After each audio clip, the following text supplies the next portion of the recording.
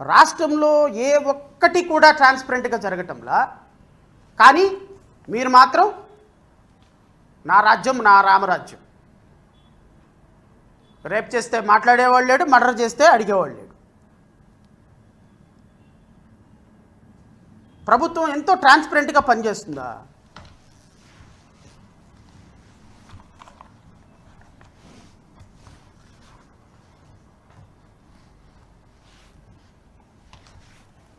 ఈ ఒక్కసారి చూడమని కోరుతున్నా.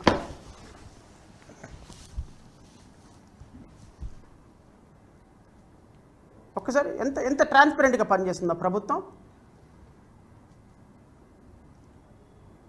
ఇది రాష్ట్ర ప్రభుత్వం, ఆంధ్రప్రదేశ్ రాష్ట్ర ప్రభుత్వం అధికారికంగా జీవోలు ఇచ్చేటువంటి గజెట్లోని కాన్ఫిడెన్షియల్ జీవోస్.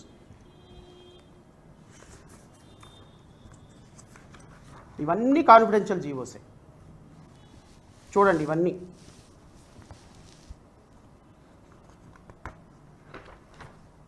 ఇవన్నీ కాన్ఫిడెన్షియల్ జీవోసే.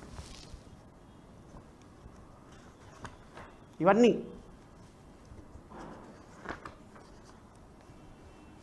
రాష్ట్ర ప్రభుత్వం ఏర్పడిన తరువాత రమారమి 500 పైగా కాన్ఫిడెన్షియల్ జీవోస్ వెబ్సైట్లో ఎందుకు పొందుపరిచారు? ఈ కాన్ఫిడెన్షియల్ జీవోస్లో రెవెన్యూ ఉన్నాయి, ఎండోమెంట్ ఉన్నాయి, హోమ్ ఉంది, జనరల్ అడ్మినిస్ట్రేషన్ ఉంది, సోషల్ వెల్ఫేర్ ఉంది. దేనికోసం మీరు వీటన్నిటిని కాన్ఫిడెన్షియల్ జీవోస్ కింద పెట్టారు?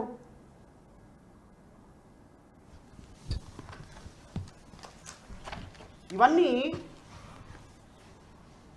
GOMS number 21/8/2025 confidential, GOMS number 19 21/8/2025 confidential, GOMS number 16, 17, 18, GOMS number 48 ఇది service matter confidential, GOMS number 47, 46, 45, 44, GO RT number 1593 ఇది general administration confidential, GOMS number 314 dated 2/9/2025 confidential, GOMS number 316, 315, 312, 311, GO RT number 260 confidential.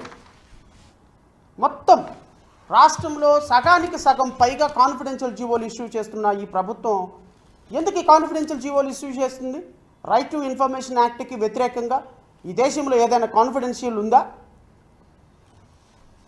Confidential ఉండాల్సినటువంటి అవసరం ఉందా? It is a right of every citizen అండి. knowing what is happening in the government is a right of every citizen, and once the RTA Act came into force, there is no question of confidentiality. The government must act in accordance with the law. The government must be very transparent and honest in displaying the GOs to the people. Why the government is placing these GOs in confidential manner? Why? What happened? What is the reason behind this? ఎందుకు అంటే ప్రభుత్వం ఇచ్చేటువంటి భూములు ఎవరికి తెలియకూడదు, ప్రభుత్వం చేసేటువంటి కొన్ని కార్యక్రమాలు ఎవరికి ఇవ్వకూడదు, ప్రభుత్వం చేసేటువంటి దుర్మార్గకరమైనటువంటి పనులు కొన్ని ప్రజలకు తెలియకూడదని కాన్ఫిడెన్షియల్లో పెట్టినారు. ఎందుకు కాన్ఫిడెన్షియల్లో పెట్టారు? సుప్రీంకోర్టు కాన్ఫిడెన్షియల్లో పెట్టమని చెప్పిందా? ఆంధ్రప్రదేశ్ రాష్ట్ర హైకోర్టు కాన్ఫిడెన్షియల్లో పెట్టమని చెప్పిందా? కాన్ఫిడెన్షియల్ జీవోలు మీరు ఎందుకు ఇష్యూ చేస్తున్నారు? కాన్ఫిడెన్షియల్ జీవోలు ఇష్యూ చేయటంలో మీకున్న ఆంతర్యం ఏంటి? ఈరోజు మీ అధికారిక మీడియాలో ఇంకొక వార్త వచ్చింది. మీ భూమిలో ఉన్నటువంటి ప్రతి డాక్యుమెంటు అడంగల్ మొత్తం కూడా ఫ్రీజ్ చేసి పెట్టారు. ఓన్లీ పబ్లిక్ ఆఫీసర్స్కి మాత్రమే యాక్సెస్ ఇచ్చారు. ఎందుకు అని అడుగుతున్నా నేను చంద్రబాబు నాయుడు గారిని. మీ భూమిలో అడంగల్ అనేటువంటి కాలంని ఎందుకు ఫ్రీజ్ చేశారు? మీ భూమిలో అడంగల్ని ఫ్రీజ్ చేయడానికి కారణం ఏంటి? ఎందుకు అంటే మీ భూమిలో చెరువులు గుట్టలు ఆక్రమించుకొని మీ అధికార నాయకులు సేల్ చేసుకుంటుంటే మాలాంటి వాళ్ళందరూ వెళ్ళి ప్రజా ప్రయోజన వ్యాజ్యం ఫైల్ చేస్తున్నామని అడంగల్ యాక్సెస్ అందరికీ తీసేసి ఓన్లీ ప్రభుత్వ ఆఫీసులకు పెట్టారు. ప్రభుత్వం తీసుకొచ్చినటువంటి అధికారిక జీవోలో అధికారిక వెబ్సైట్లో మీరు కేవలం అధికారులకు మాత్రమే పర్మిషన్ ఇవ్వడం వల్ల ఆంతర్యం ఏంటని అడుగుతున్నాం. నేను చంద్రబాబు నాయుడు గవర్నమెంట్ని, నేను రెవెన్యూ మినిస్టర్ని, అలాగని రాంప్రసాద్ ఎవరో ఉన్నారు, ఆయన నేను చాలా సీరియస్గా కోరుతున్నా, మీరు కనుక వితిన్ 48 అవర్స్లో కనుక అడంగల్ అన్ఫ్రీజ్ చేయకపోతే హైకోర్టులో ఖచ్చితంగా ప్రజా ప్రయోజన వ్యాజ్యం వేస్తాం, మీ ప్రభుత్వాన్ని తీసుకొచ్చి రోడ్డు మీద నిలబెడతాం మాత్రం కాదు. ఆల్రెడీ WP పిల్ 195 ఆఫ్ 2025ని కాన్ఫిడెన్షియల్ జీవోస్లో ఆల్రెడీ హైకోర్టులో పిల్ ఫైల్ చేశాం. గౌరవ ప్రధాన న్యాయమూర్తి గారు రాష్ట్ర ప్రభుత్వాన్ని ఇమ్మీడియట్గా వివరణ కోరారు, ఎందుకు మీరు కాన్ఫిడెన్షియల్ జీవోస్ ఇష్యూ చేస్తున్నారని. ఈ విషయాల్లో కామెంట్ చేయరు ఆయన, ఎందుకు అంటే లా చాలా సీరియస్గా ఉంది కాబట్టి సింపుల్గా టచ్ మీ నాట్ అన్నట్టు కౌంటర్ ఫైల్ అంటారు. అదే మామూలుగా ప్రభుత్వం ఏదైనా డబ్బులు భూములు ఇచ్చిన దాని మీద అయితే ఆయన పైన కూర్చొని ప్రభుత్వం దగ్గర డబ్బులు లేకపోతే మీరెవడండి రావటానికి, ప్రభుత్వం దగ్గర డబ్బులు లేవు కాబట్టి భూములు అమ్ముతుంది, ప్రభుత్వం పాపం నడపలేవు కాబట్టి భూములు అమ్ముతుంది, ప్రభుత్వం రెవెన్యూ జనరేట్ చేయడానికి ఇక్కడ హైకోర్టు ఉందని నీతి వాక్తులు చెప్తారు. పాపం దీంట్లో ఏం మాట్లాడకుండా కౌంటర్ ఫైల్ చేయండి అని సీక్రెట్గా కౌంటర్ ఫైల్ చేయించారు. ఇది ప్రపంచానికి రాదు, ఈ వార్త మన మీడియాలో రాదు. ఎందుకు రాదు అంటే ప్రభుత్వం వ్యతిరేకం కదా ఇది. మాలాంటి వాళ్ళ ఎఫర్టు మేము ప్రభుత్వం ఫైల్ చేసింది ప్రభుత్వం నుంచి బయటికి రాదు. ఈరోజు మీ భూమి అడంగల్లో మీ భూమి వెబ్సైట్లో అడంగల్ ఎందుకు ఫ్రీజ్ చేశారు, ఎందుకు రాష్ట్ర ప్రజలకి యాక్సెస్ ఇవ్వటం లేదు అంటే భూమి వివరాలు తెలుసుకుంటే కేసులు వేస్తున్నారని మీరు భయపడుతున్నారు.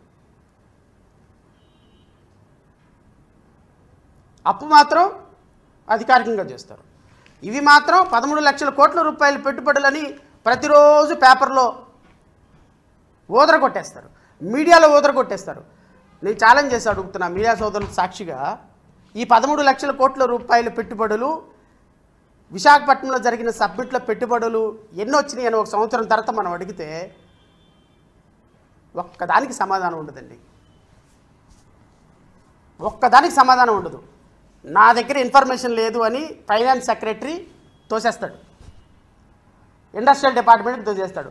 ఇండస్ట్రీ డిపార్ట్మెంట్ అంటే నన్ను అడుగుతారేంటి, మీరు పబ్లిక్ రిలేషన్ డిపార్ట్మెంట్ని అడగండి, మమ్మల్ని అడుగుతారేంటని పబ్లిక్ రిలేషన్ డిపార్ట్మెంట్కి తోసేస్తారు. పబ్లిక్ రిలేషన్ డిపార్ట్మెంట్ అడిగామనుకోండి, ఇది ఇండస్ట్రియల్ మినిస్టరు అండ్ సమాచార శాఖ ఐటీ వింగ్ మొత్తం కలిపి స్పెషల్ ప్రాజెక్ట్ కింద చేస్తుంది, ఈ సమాచారాన్ని మీరు వారి దగ్గర నుంచి కోరవలసిందిగా కోరుతున్నాం. ఈ ప్రాసెస్ అంతా అవడానికి 6 నెలలు పడుతుంది.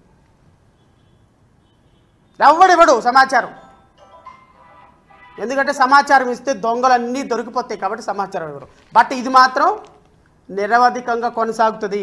నేను అంటున్నా, ఈ పేపర్ల రెండింటినీ ఆంధ్రప్రదేశ్ రాష్ట్రంలో బ్యాన్ చేయాలని కోరుతున్నాను. నేను బ్యాన్ అంటే అఫీషియల్గా బ్యాన్ చేయటం కాదు, రాష్ట్ర ప్రజలు చదవటం మానేయండి. మా కర్మ మాకంటే ఎటు తప్పదు. ఎందుకు తప్పదు అంటే ఈ అబద్ధాలని చదివి ప్రపంచానికి చెప్పాలి అంటే ఈ అబద్ధాలు ఏంటో తెలుసుకోవాలి కాబట్టి. కానీ ప్రజలందరినీ కోరుతున్న విఘ్నులైన ప్రజలు ఈ అబద్ధాలను దయచేసి చదవద్దు. ఈ అబద్ధాల పునాదులతోనే రాష్ట్ర ప్రభుత్వాలను ఏర్పాటు చేస్తున్నాయి ఇవి. ఈ అబద్ధాల పునాదులతోనే ఈరోజు రాష్ట్రంలో ఒక వ్యవస్థ మొత్తాన్ని శాసిస్తున్నాయి. ఈ అబద్ధాల పునాదులతోనే రాష్ట్ర ప్రభుత్వాలు ప్రజల మస్తిష్కాల్లో మనసులను శాసిస్తున్నాయి. ఈ అబద్ధాల పునాదుల్ని పటాపంచలు చేయాల్సినటువంటి బాధ్యత రాష్ట్ర ప్రజలకు, యువతకి ఉందని అయితే నేను పిలుపునిస్తున్నాను. అఫ్కోర్స్ నా పిలుపు ఎంతమంది వింటారో ఎంతమంది వినరో అనేది సమాజానికి సంబంధించినటువంటి అంశం. కానీ ప్రశ్నించే గొంతుకు మాత్రం ఖచ్చితంగా ఉండి తీరాలి.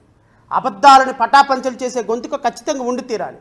మీ ఇష్టం వచ్చినట్టు అబద్ధాలు చెబితే వినటానికి ప్రజలు సిద్ధంగా లేరనేటువంటి ఒక స్పష్టమైనటువంటి సంకేతం ఈ దుర్మార్గులకు వెళ్ళి తీరాల్సింది. వీళ్ళకి ఇష్టమైనటువంటి వార్త బ్యానర్ హెడ్డింగ్లో ఉంటుందా, వీళ్ళకి ఇష్టం లేని వార్త అసలు అది వార్తే కాదా? ఇది ఎక్కడ జర్నలిజం అండి, నాకు అర్థం కాలేదు. దావోస్ వెళ్ళి వారం రోజులు కంప్లీట్గా మొత్తం మీడియా మొత్తాన్ని ఆ దావోస్లోనే క్యాప్చర్ చేసిన మీరు ఆ తర్వాత ఎన్ని పెట్టుబడులు వచ్చినాయో అనేది నేను రైట్ ఇన్ఫర్మేషన్ తీసుకొని నేను అధికారికంగా మీడియాకి రిలీజ్ చేస్తే మీకు అది వార్త ఎందుకు కాదు? పోనీ దావోస్ వెళ్ళిన తర్వాత, విశాఖపట్నం వెళ్ళిన తర్వాత ఎన్ని పెట్టుబడులు వచ్చినాయో, ఎంత పెట్టుబడి జరుగుతుందో, పెట్టుబడులు ఎందుకు జరగటం లేదా అని రాష్ట్ర ప్రజలకి వివరాలు చెప్పాల్సినటువంటి బాధ్యత మీరు లేదా? అంటే మీరు మామూలు కేవలం ప్రచారానికి మాత్రమే మీ మీడియా సంస్థలా? ప్రజలకి చెడ్డ జరిగే విషయము, రాష్ట్ర ప్రభుత్వానికి, రాష్ట్ర ప్రభుత్వ ఆస్తులకు భంగం కలిగే అంశం మీద మీ మీడియా స్పందించదా? ఎందుకంటే మీరు ఈ ప్రభుత్వానికి అధికారిక కరపత్రాలుగా పనిచేస్తున్నారు కాబట్టి మీకు నచ్చిందే వార్త, మునిగింది గంగ, నచ్చింది రంభ, అంతే కదా. మనకి ఏది నచ్చితే అదే వార్త, మనకు నచ్చకపోతే వార్త కాదు. రాష్ట్ర ప్రభుత్వ ఆర్థిక పరిస్థితి మీద ఒక్క డిబేట్ ఉండదు, రాష్ట్ర ప్రభుత్వం తీసుకొచ్చే కంపెనీల మీద ఒక్క డిబేట్ ఉండదు, రాష్ట్ర ప్రభుత్వం చేసే అవినీతి మీద ఒక్క ఆర్టికల్ ఉండదు, రాష్ట్ర ప్రభుత్వం చేస్తున్నటువంటి దమనకాండ మీద ఒక్క ఆర్టికల్ ఉండదు, రాష్ట్ర ప్రభుత్వం అంబేద్కర్ విగ్రహాన్ని సర్వనాశనం చేస్తుంటే దాని గురించి స్పందించరు.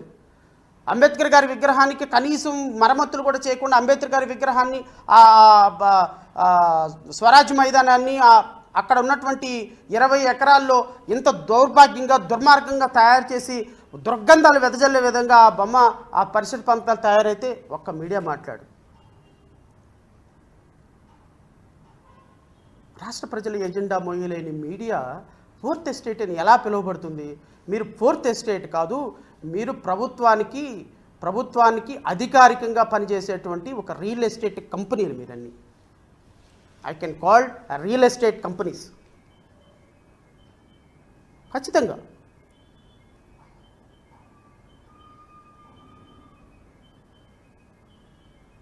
చిత్తూరు వెళ్ళాడు పవన్ కళ్యాణ్ గారు. ఏం సాధించారో ఎవరికైనా అవగాహన ఉందా? ఎవరికైనా, ఏ మీడియా ప్రతినిధికైనా? Special helicopter, special flight ఏంటయింది?